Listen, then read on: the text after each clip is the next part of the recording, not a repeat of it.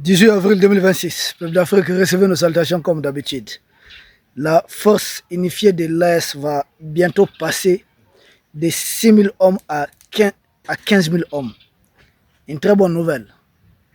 Au début, nous étions 5 000, puis 6 000. Et bientôt, nous allons atteindre 15 000 hommes. Et pourquoi? Pour essayer de couvrir l'ensemble de l'espace confédéral. Permettre à la force unifiée de l'Alliance des États du Sahel de pouvoir intervenir partout, si possible. Pendant ce temps, quand on parle de la force unifiée de l'Est, il faudrait regarder de l'autre côté. C'est la fameuse force en attente qui est toujours en attente de la fameuse CEDEAO. Parce que cette fameuse force en attente de la CEDEAO, elle attend toujours. Elle attend que les sponsors étatiques étrangers des terreaux la financent pour lutter contre le terrorisme. Est-ce qu'on comprend un peu CG? Ces gens prennent des Africains souvent comme des enfants. Ils pensent que les Africains sont très limités intellectuellement. C'est faux. La colonisation mentale a certes fait très mal à l'Afrique, mais il y a encore des Africains qui échappent à leur colonisation mentale, qui échappent au contrôle qu'ils veulent exercer sur les cerveaux de l'homme africain. Peuple d'Afrique, on ne combat pas, on n'élimine pas les problèmes avec ceux qui sont en train d'entretenir les problèmes. Pas qu'ils l'ont créé. Ils n'ont jamais regretté d'avoir créé le terrorisme. Mais ils sont toujours fiers de leurs actes. Ils le disent haut et fort. Depuis que nous autres Africains, nous avons vu Djoulani devenir président. Djoulani qui disent dorénavant, et même ils n'aiment plus l'appeler Djoulani. Ils préfèrent l'appeler par son nouveau nom. J'ai dit à Bordeaux qu'il a changé de nom. C'est ça leur homme. Les Iyad Agali, les Koufa, on ne les souhaite pas. Si les bailleurs qui sont derrière eux, les puissances impérialistes, pouvaient un jour leur permettre d'accéder au pouvoir dans un pays quelconque africain, vous allez voir qu'ils vont changer même de nom.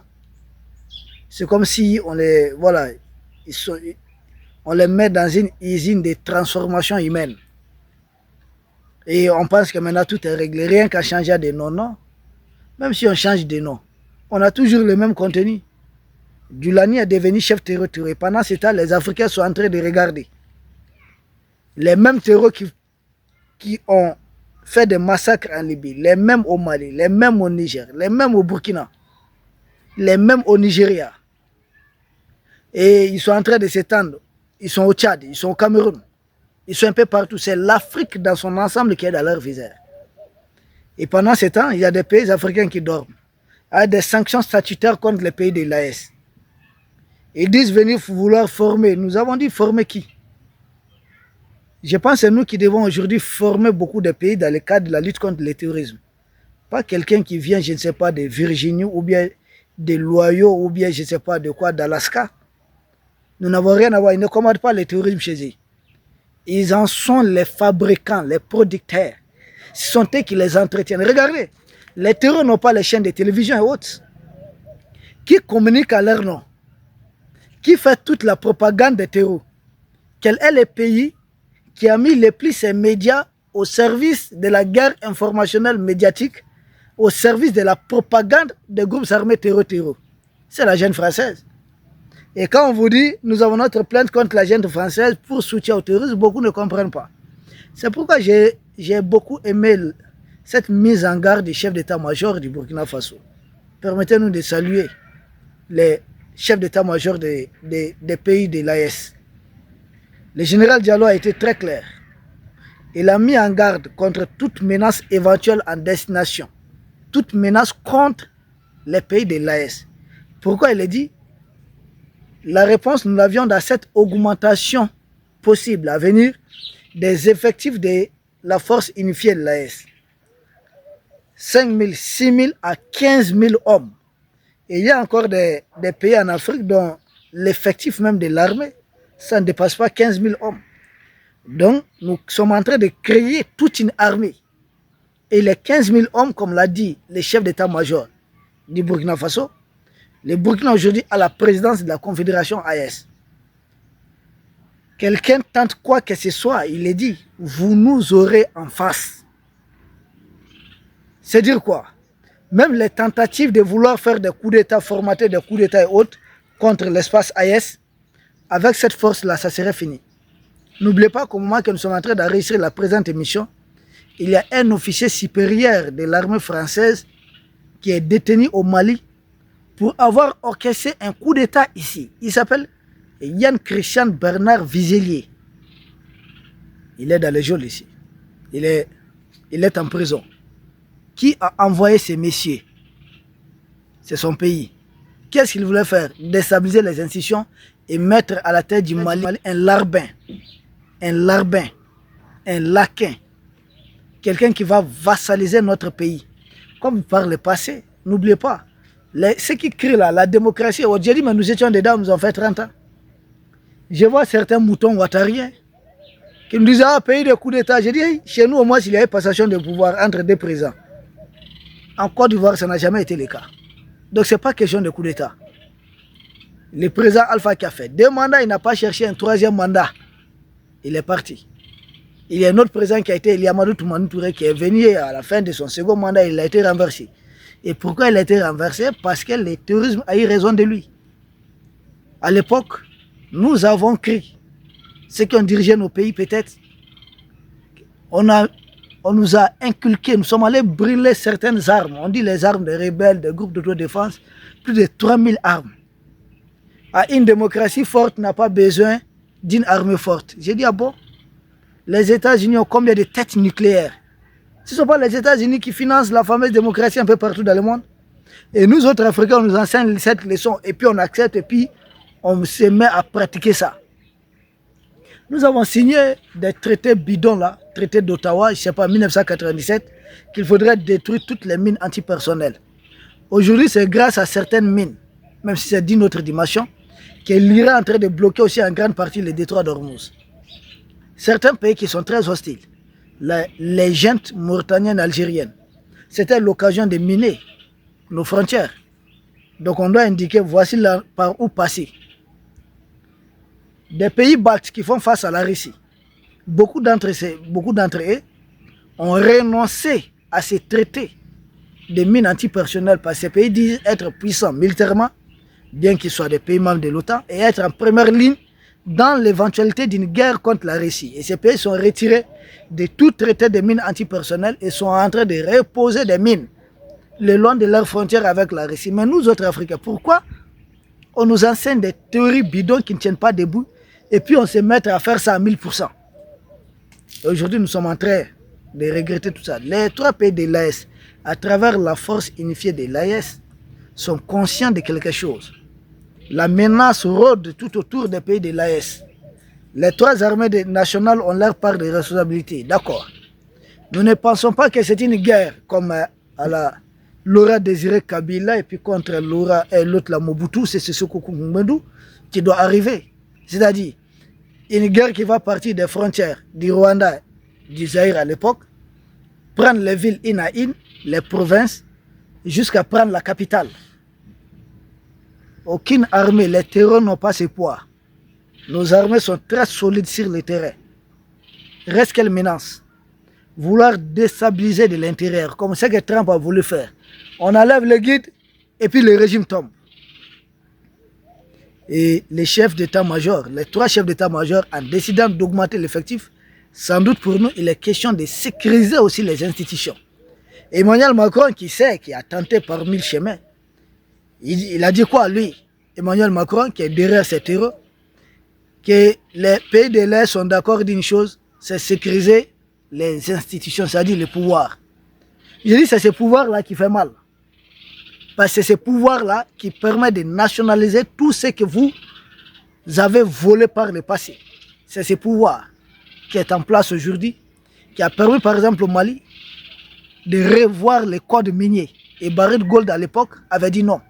Ce pouvoir doit être sécurisé. Et aujourd'hui, Barry de Gaulle a accepté. Non seulement ils ont payé ce qu'ils doivent payer, et ils ont accepté d'augmenter de sorte que les recettes de l'État sont aujourd'hui en os. Donc, nous avons apprécié ça. Il y a d'autres encore sociétés, entreprises minières qui ont augmenté conformément au nouveau code minier.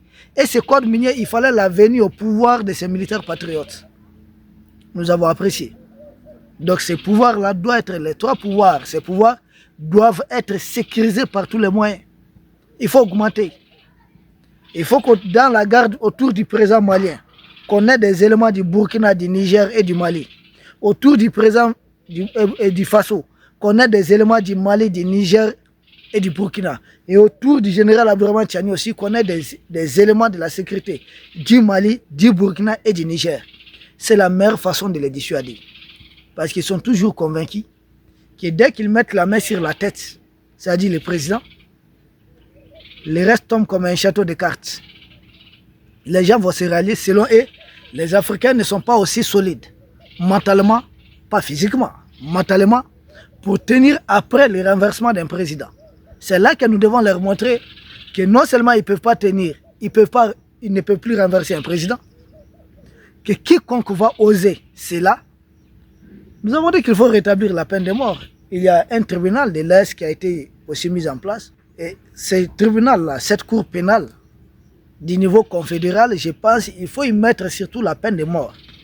Dès que la personne est coupable, il ne faut pas mettre 90 jours. Il faut mettre 30 jours et puis on passe à autre chose.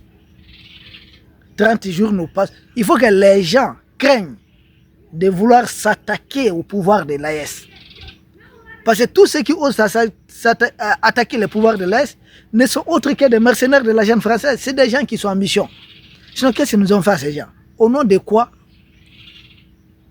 un citoyen du pays va accepter de rouler pour les intérêts d'Emmanuel Macron et essayer de déstabiliser les institutions du pays? Donc, il faut dissuader des gens comme ça. Il faut mettre la peine capitale. Les 15 000 hommes auront encore d'autres missions. En plus de lutter, parce que jusque-là, la force unifiée de l'AES a permis d'éliminer beaucoup de chefs terreux, ce qu'on appelle des éliminations ciblées. Mais les trois pays qui ont mis en place cette force unifiée vont passer à d'autres opérations. Non seulement il s'agit du soutien mutuel. Lors de l'attaque de l'aéroport de Niamey, on a vu comment la force unifiée aussi est intervenue aux côtés de l'armée du Niger et aux côtés des partenaires russes. Donc aller déloger ces gens dans leur dernier retranchement, c'est possible. Mais surtout sécuriser les institutions. Moi, c'est à quoi je tiens réellement, c'est que jamais la jeune française ne puisse déstabiliser quoi que ce soit dans l'espace AES. Vous avez le président de la Mauritanie qui vient de la France. Pourquoi la Mauritanie a chaud? Pourquoi la France a chaud? C'est parce que je vous ai dit, dans beaucoup d'endroits, dans les régions de Caille, de Nioro ou de Kita au Mali, les terreurs ont été encerclés. Ils ont perdu beaucoup d'éléments. Ils ont été neutralisés en grande partie. Et parmi les terreurs neutralisés se trouvent certains citoyens de chez Gazouani qui avaient rejoint les groupes armés terreau-terreau. Puisque c'est son pays même qui constitue la base arrière. Et dans son allocution face à Emmanuel Macron, il a parlé de ses limites à cause de la démographie de son pays. Ils n'ont plus suffisamment d'hommes à perdre encore. Parce que les Macron et autres l'avaient dit. Ils vont utiliser jusqu'au dernier Ukrainien. Donc ils veulent utiliser jusqu'à qui? Jusqu'au dernier Mauritanien contre le Mali. Ça ne va pas fonctionner. C'est une guerre par procuration. Emmanuel Macron, tes alliés là sont en train de se chercher. Et aujourd'hui, les terreurs, peuple d'Afrique, souvenez-vous, ça fait combien de temps que vous n'avez pas entendu qu'un tel camp a été attaqué? C'est nous qui sommes à l'offensive. Peut-être c'est les trucs qu'ils ne sont pas exclus, c'est la guerre. Mais ça fait combien de temps? Or, autrefois, au début, nous, on ne pouvait pas faire une semaine sans qu'on nous dise telle position a été attaquée.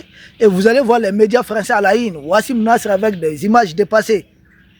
Dites-lui de montrer les images actuelles. C'est là que vous allez voir des terreaux tomber partout. Des terreaux en décomposition. Des bases de terreaux qui ont été réduites en cendres.